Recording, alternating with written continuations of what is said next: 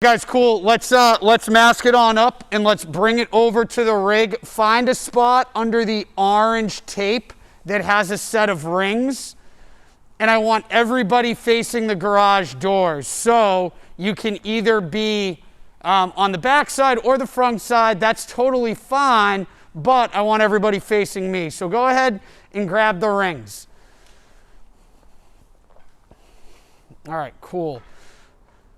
Yeah, Russ, why don't you grab those? Now what I want everyone to do, the rings, adjustment-wise. The rings should be somewhere approximately between our chest and our belly button. But if you guys already know that strict ring dips are something that we're working towards capacity and reaching, what I want everyone to do is bring the rings down just to about your pocket height. So they're actually a little bit lower.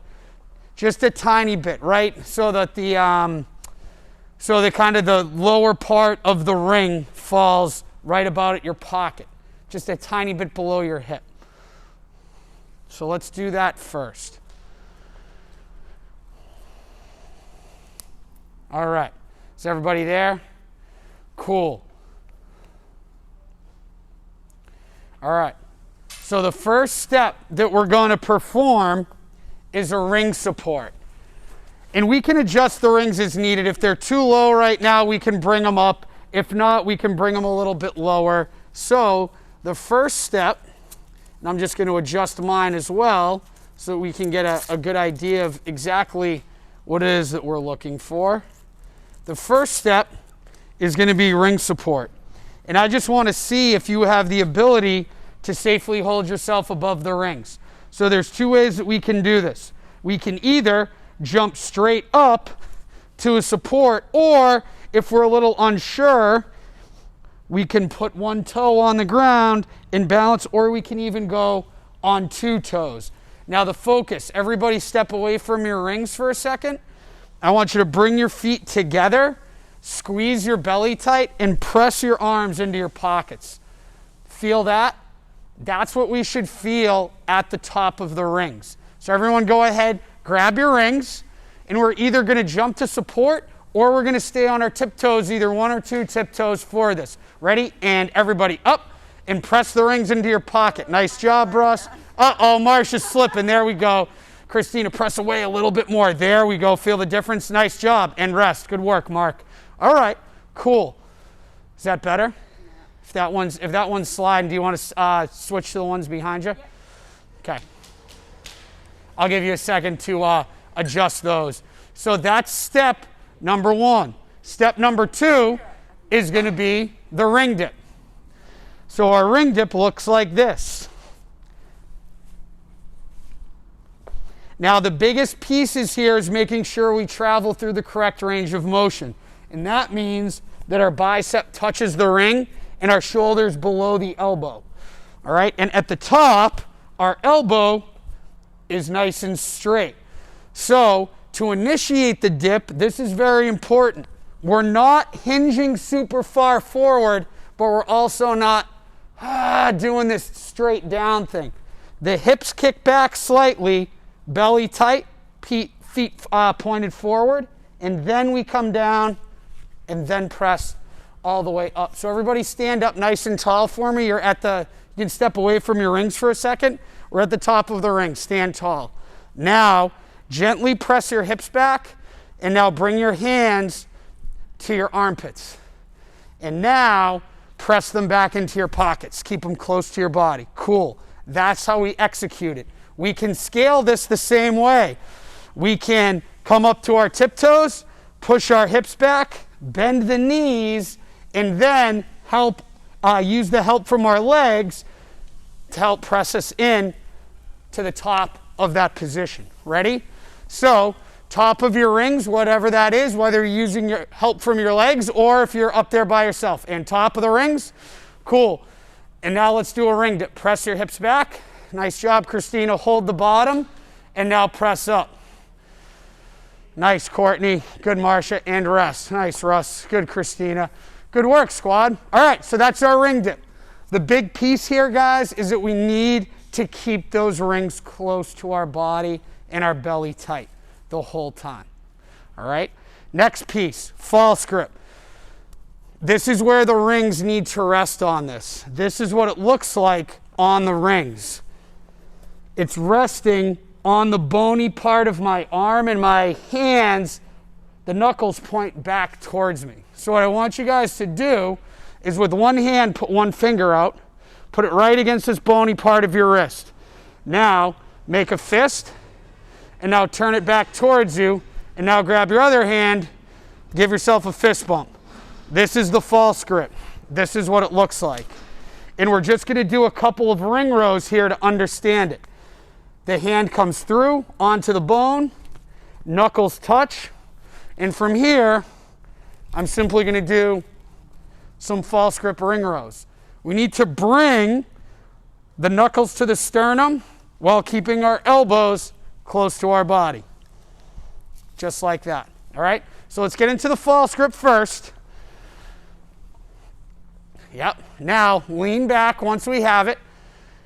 Squeeze your belly, squeeze your butt. Knuckles together. And now pull to your sternum. Nice job, Courtney. Now when we're here, gang, our gaze should not be at our hands. It should be slightly up towards the ceiling so our body's in a nice straight line. Cool, let's do two more there. And back down, and back up. Mark, try to straighten your elbows all the way on this. And back down. Bring your hips up, Mark, higher, right there. And back up, that's better. Nice, Courtney. One more, back down. Christina, try to bring your knuckles closer together on this one. And back up. Yep, and bring them close together. Yep, there we go. And back down, and rest. All right, cool. So the big piece here on these ring rows, guys, is that we want to keep the hands close together and get them all the way to the sternum. All right, next piece of our puzzle is our kneeling muscle up. All right, this is what it looks like.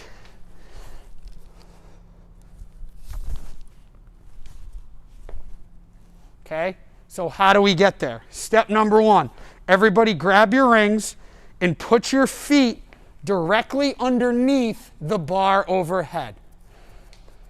Now what I need you guys to understand is that our feet do not move from this position. All right, now, once we're there, go ahead and get into the false grip. Now, once we're in the false grip, what I want you to do is I want you to keeping your feet where they are, slide your weight into your toes and come down to this weird squatty position so your knees are straight in front of you. Nice job, everybody. Good. Now, keeping your feet where they are, lean back and look at the ceiling. Now, using the help from your arms and your legs, bring your body to the rings and touch your sternum and hold that position. Use your legs. Cool. Now, keeping the rings close to your body, transition and pause in the bottom of the dip. Hold that position. Great job, everybody. Awesome. And now jump up to support. Good. Rest. All right? So that's the movement slowly and broken down. At speed, this is what we're looking for. The transition needs to be quick. And then jump up. But I want everyone to pause in the bottom of the dip. So, repeat after me. I will pause in the bottom of the dip. Okay, cool. Ready? So what I want you to do is when you get to that bottom position, I want you to count 1 1,000, 2 1,000 before you jump up to support. All right, ready? Starting position. Remember, slide the knees forward, lean back. Go ahead, everybody there. And go. Let's get 5, accumulate 5 on your own. Nice, Marcia. Quick transition, Russ. Yeah, there we go. That was better, Russ. Nice, Christina. Good transition on that. Well done. Courtney, nice job pausing in the dip. There we go. So, Mark, we didn't pause in the dip. We got to stop down here, okay. Right? Yep. So, 2 things. Pause, and number 2, we pulled like this. You need to lean back and look at the ceiling. Lean back all the way. There we go, Marcia. So, yep. So when you're ready, so when you're in your dip, yep. Ready, just come to the dip position first. Nice, Courtney. So bend your knees. Yep. That's where I want you to put all the way down to the rings, though. All the way. Feel the difference there? Yep. That's where I want you to stop. Ready? Let's do one more. Here we go. Keeps on coming down. Yep. All right. Just use your legs on this. Don't worry about coming into an actual dip. That was a little better. There we go. All right, cool. So the biggest piece here, guys, when we're doing these is we need to understand that our torso is in this type of a position. We need to make room for the rings to connect with that pivot point on our sternum before we move to vertical. If we start in this position and start very upright, there's going to be no room, and we're going to be doing the Woody Woodpecker thing, right? See the difference between here and here? Oh my God, right? 10 times of a difference. All right, so we need that little lean back. Now to make this more challenging, we can do a couple of things. We can, if we have the capacity to perform a strict ring dip, we can land with our feet off the ground and press up into our dip. That's option number one. Option number two, we can raise the height of the rings so that the pull is a little bit higher and there's a little bit more demand on our upper body strength. Or number three, we can move our feet further in front of the rings so that, again, there's more demand on our upper body strength.